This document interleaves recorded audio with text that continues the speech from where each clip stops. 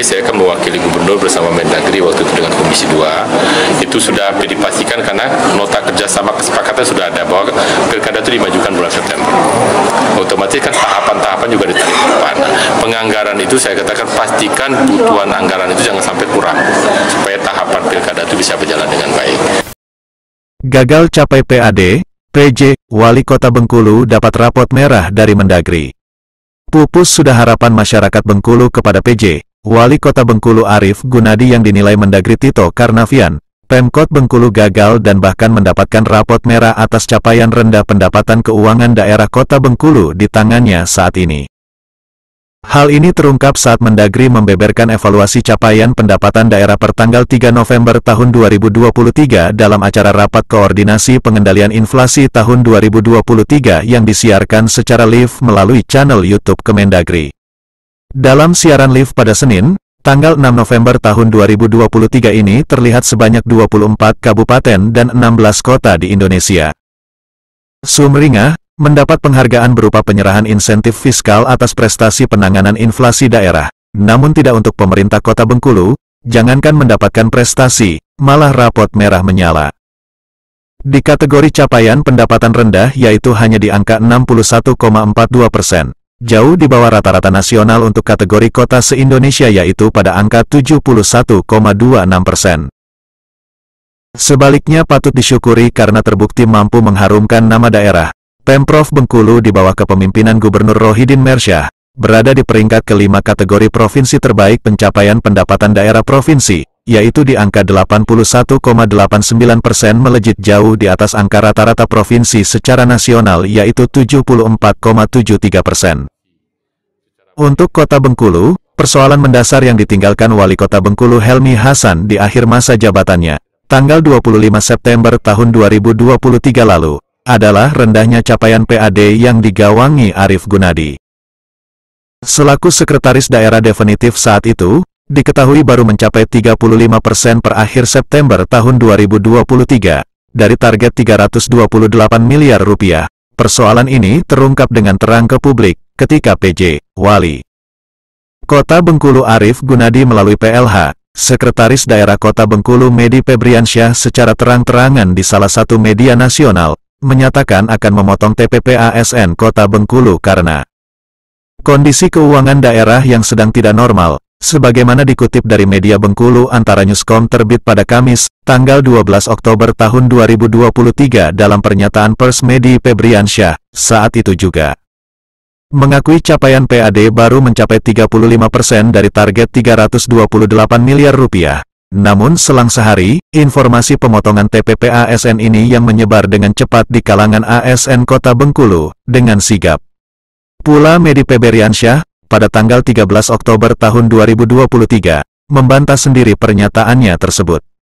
Aneh bin ajaib kan? Sama dengan menjilati ludah sendiri.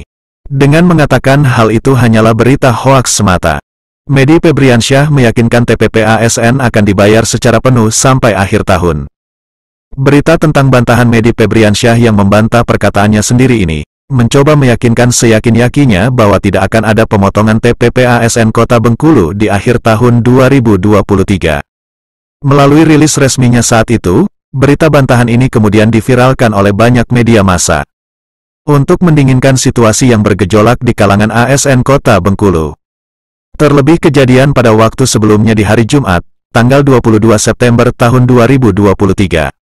Atau satu hari menjelang habisnya masa jabatan Wali Kota Bengkulu Helmi Hasan, dan Wakil Wali Kota Dedi Wahyudi, terjadi demonstrasi puluhan tenaga kesehatan yang menuntut pencairan TPP ke Dinas Kesehatan Kota Bengkulu, yang tak kunjung dibayarkan sejak bulan Mei tahun 2023. Kabar terbaru, fakta yang sebenarnya terungkap di tanggal 31 Oktober tahun 2023, ketika rancangan Perda APBD Perubahan 2023 dari Pemkot Bengkulu sampai di tahap evaluasi Pemprov Bengkulu. Hasil evaluasi ini membuka kenyataan, yang malahan sebaliknya dari bantahan Medi Febriansyah yang membantah perkataannya sendiri itu. Fakta mengungkapkan, dalam rancangan APBD Perubahan tahun 2023, ternyata PJ, Wali Kota Bengkulu Arief Gunadi bersama PLH, Sekda Kota Bengkulu Medi Febriansyah, benar-benar merencanakan pemotongan anggaran TPP ASN Kota Bengkulu, yaitu sebesar Rp21.898.987 atau dalam persentase TPP ASN Kota Bengkulu akan dipotong sebesar 21% di APBD Perubahan 2023. Beruntung, nasib ASN Kota Bengkulu terselamatkan dengan pernyataan tegas Gubernur Bengkulu. Dalam kutipan evaluasinya yang meminta PJ, Wali Kota Bengkulu untuk membatalkan rencana pemotongan TPP tersebut. Dan malahan sebaliknya Gubernur meminta PJ, Wali Kota Bengkulu harus memprioritaskan pembayaran TPP ASN dalam APBD Kota Bengkulu 2023. Persoalan demi persoalan yang terus terkuak. Dengan kondisi keuangan pemerintah Kota Bengkulu, seakan menghapus gegap gempita pesta kemeriahan pengantar akhir tugas Wali Kota Wakil Wali Kota Bengkulu yang diberi tema acara Festival Semarak Merah Putih. Festival yang digelar besar-besaran ini selama 12 hari berturut-turut yaitu dari tanggal 11 September tahun 2023 sampai dengan tanggal 23 September tahun 2023. Menghadirkan deretan artis ibu kota. Di antaranya, Kotak, Kangen Band, Feby Putri, Gia Indrawari dan Sugi Bornean. Selain itu juga ada beragam festival dengan hadiah-hadiah menarik. Seperti Food Festival, Fashion, Kostum and Cosplay Runway, Breakdance Competition, Mural Competition, Fotografi Competition. Yang dipromosikan secara gencar oleh EO, event organizer. Namun belakangan mencuat, ternyata kewajiban pajak daerah yang seharusnya dipungut dari hasil penjualan tiket acara ini tak tahu entah kemana. Dimuat dalam berita media massa di Kota Bengkulu pada tanggal 6 Oktober tahun 2023.